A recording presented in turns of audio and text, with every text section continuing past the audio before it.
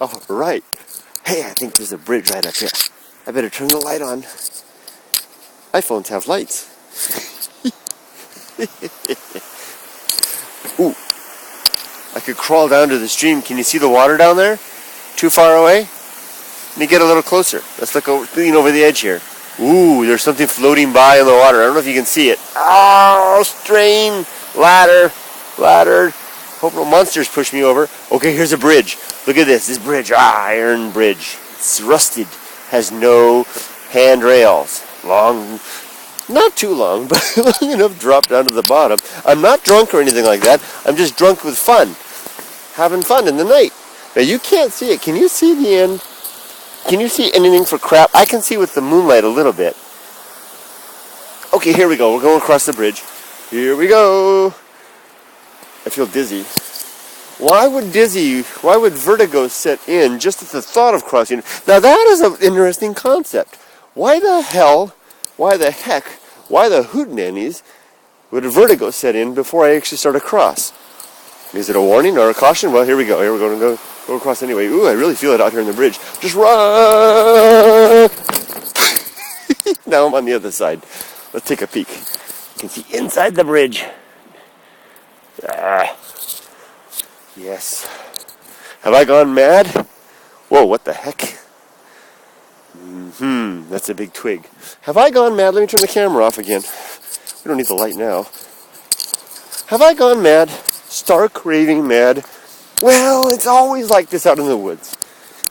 Over on the Softy Baba channel, I don't show it to you guys. I mean, a couple of times over in LylesBrother I've shown it to you, but I go nuts out here. I always have. I'll tell you a story. Ooh, wait. Maybe you don't want to hear it. Oh, what the hell.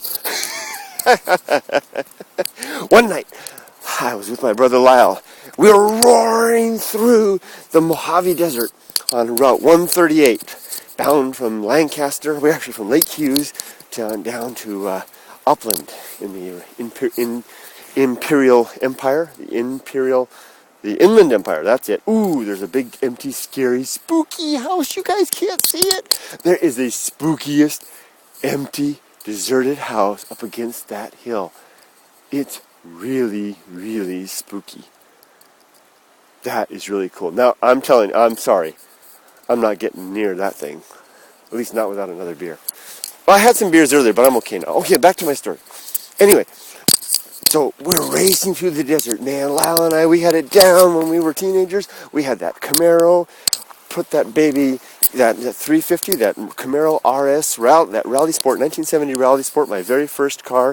And we would hop that baby up to like 100 miles an hour on Route 138, roaring across the desert, swooping over those big whoop-de-doos, listening to, maybe it was a Rush or something like that, moving pictures, full volume. Oh, rock and roll. That was great. Hey, there's a bathtub. Let's go see.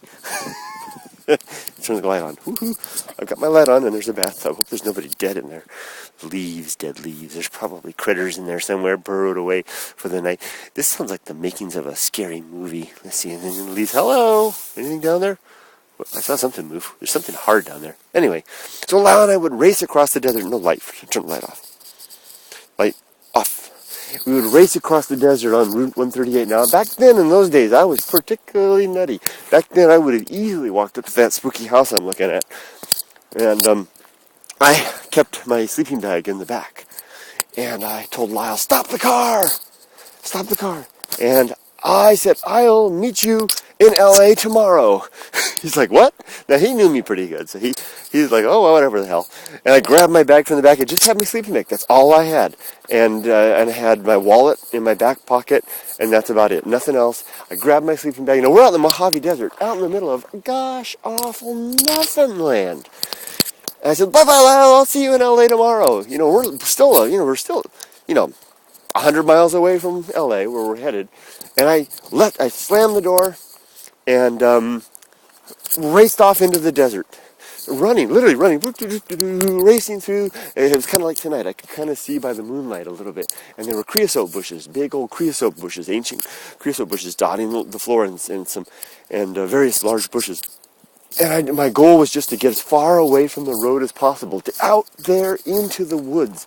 Out the woods, chaparral, not even chaparral, desert scrub. just to get away. I was the part of my life when I didn't want it, the emotion would come upon me, and I just didn't want to be around anybody or anything. And I would race off in there, and I did. I got far away. I was pretty good shape then. I could run a long time. Ran deep, deep into the desert. No sounds from the highway anymore. There were very few cars, in fact, but that late at night. No sounds from the highway, no lights, nothing. And I laid out my sleeping bag, crawled into my sleeping bag, and just laid there and looked up at the canopy of stars overhead, slowly moving in their arc through the sky. I fell asleep. Woke up to the sounds of shuffling. Woke up to the sounds of footsteps. Woke up to the sounds of something, several somethings moving nearby. Something, a group of something, was around me. Now by then the moon had set over the mountains, the San Gabriel Mountains, and we were talking pitch black now. I couldn't see anything. I had no idea what was there. I could hear the sniffing now. At least I knew now it was an animal, or animals. And I could hear the moving. And finally I made a noise. I don't remember what it was, just like a little ruff or something to startle whatever it was that was there. Because I'd had experience with bears before, sniffling around my tent. And whatever that did caused them to dart away, whatever it was that was there in the night with me. Darted away at a distance. And then I stayed awake for a while. I kind of started drifting to sleep away again. Figured it was probably coyotes. And that's when the sound started. Now, if you heard wolves, the sound of wolves, the stereotypical sound of wolves, that's not what coyotes aren't like that at all. Coyotes are far more freaky. Coyotes do a cacophony, yip, yap, yippering, stammering, yippity, yuppity thing. It's like, but imagine that amplified by a dozen individuals. It's really a freaky sound. And anyway, that's what they did. And those coyotes stayed around me until dawn. They were there in the periphery of where I was laying there on the ground. And they would alternately come close and then alternately hunker back. And come close and hunker back.